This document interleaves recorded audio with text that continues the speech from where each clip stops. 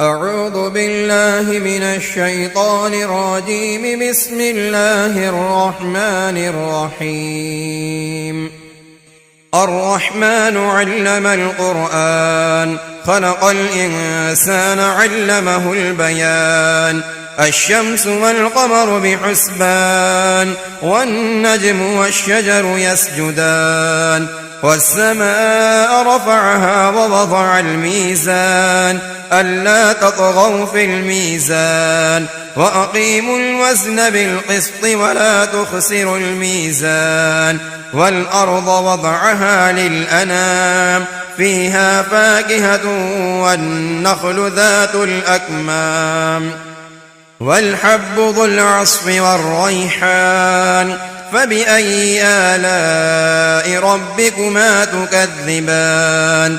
خلق الإنسان من صلصال كالفخار، وخلق الجان من مارج من نار.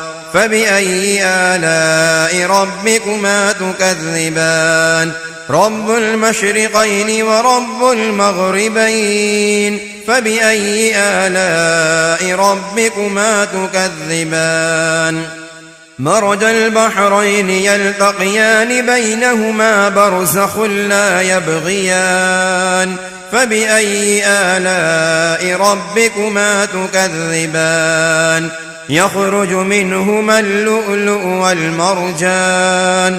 فبأي آلاء ربكما تكذبان؟ وله الجوار المنشآت في البحر كالأعلام. فبأي آلاء ربكما تكذبان؟ كل من عليها فان، ويبقى وجه ربك ذو الجلال والإكرام. فبأي آلاء ربكما تكذبان؟ يسأله من في السماوات والأرض، كل يوم هو في شأن. فبأي آلاء ربكما تكذبان؟ سنفرغ لكم أيها الثقلان. فبأي آلاء ربكما تكذبان؟ يا معشر الجن والإنس إن استطعتم أن تنفذوا من أقطار السماوات والأرض فانفذوا، لا تنفذون إلا بسلطان. فبأي آلاء ربكما تكذبان؟ يرسل عليكما شواظ من نار ونحاس فلا تنتصران. فبأي آلاء ربكما تكذبان؟ فإذا انشقت السماء فكانت وردة كالدهان. فبأي آلاء ربكما تكذبان؟ فيومئذ لا يسأل عن ذنبه إنس ولا جان. فبأي آلاء ربكما تكذبان؟ يعرف المجرمون بسيماهم فيؤخذ بالنواصي والأقدام. فبأي آلاء ربكما تكذبان؟ هذه جهنم التي يكذب بها المجرمون، يطوفون بينها وبين حميم آن. فبأي آلاء ربكما تكذبان؟ ولمن خاف مقام ربه جنتان. فبأي آلاء ربكما تكذبان؟ ذواتا أفنان. فبأي آلاء ربكما تكذبان؟ فيهما عينان تجريان. فبأي آلاء ربكما تكذبان؟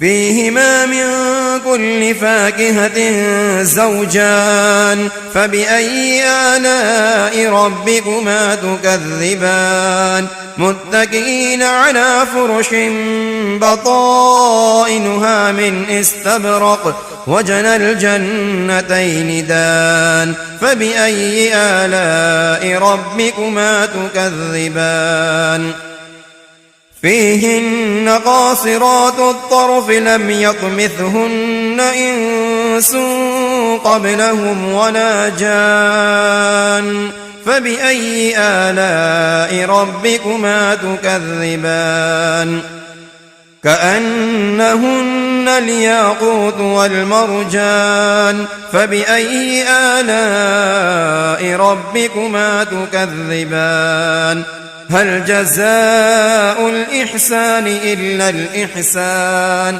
فبأي آلاء ربكما تكذبان ومن دونهما جنتان فبأي آلاء ربكما تكذبان مدهامتان فبأي آلاء ربكما تكذبان فيهما عينان نضاختان فبأي آلاء ربكما تكذبان فيهما فاكهة ونخل ورمان فبأي آلاء ربكما تكذبان فيهن خيرات حسان فبأي آلاء ربكما تكذبان حور مقصورات في الخيام فبأي آلاء ربكما تكذبان لم يطمثهن إنس قبلهم ولا جان فبأي آلاء ربكما تكذبان متكئين على رفرف